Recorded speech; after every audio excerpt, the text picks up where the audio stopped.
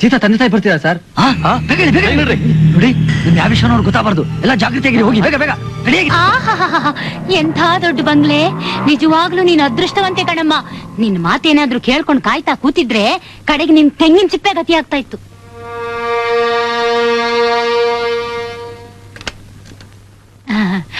ಚಂದ್ರಶೇಖರ್ ಇದ್ದಾರಾ?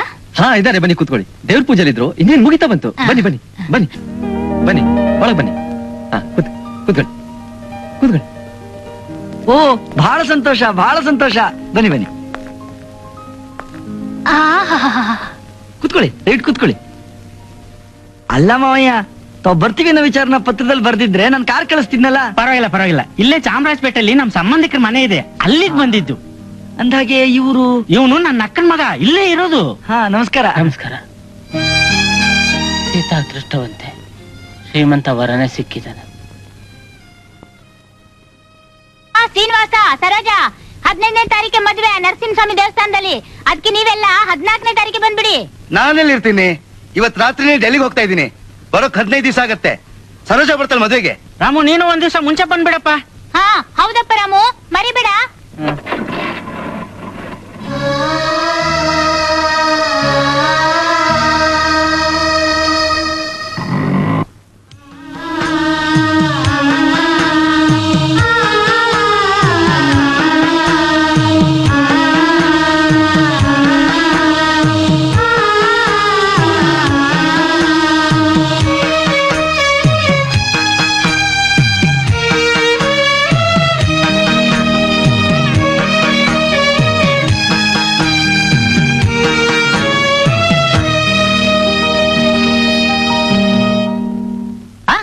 ಏನ್ ಸರ್, ಇವತ್ತು ಆಫ್ ಡೇ ಅನ್ನೋದು ಮರ್ತಾ ಬಿಟ್ಟಿದ್ದೀರಾ?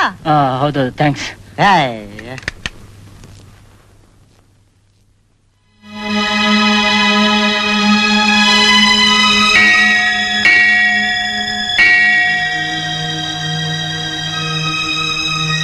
ದೇವ್ರೆ, ನನ್ನ ಈ ಗತಿಗೆ ನಾನೇ ಕಾರಣ. ಸೀತಾನಾದ್ರೂ ಚೆನ್ನಾಗಿರಂಗ್ ನೋಡ್ಕೋಪ್ಪ.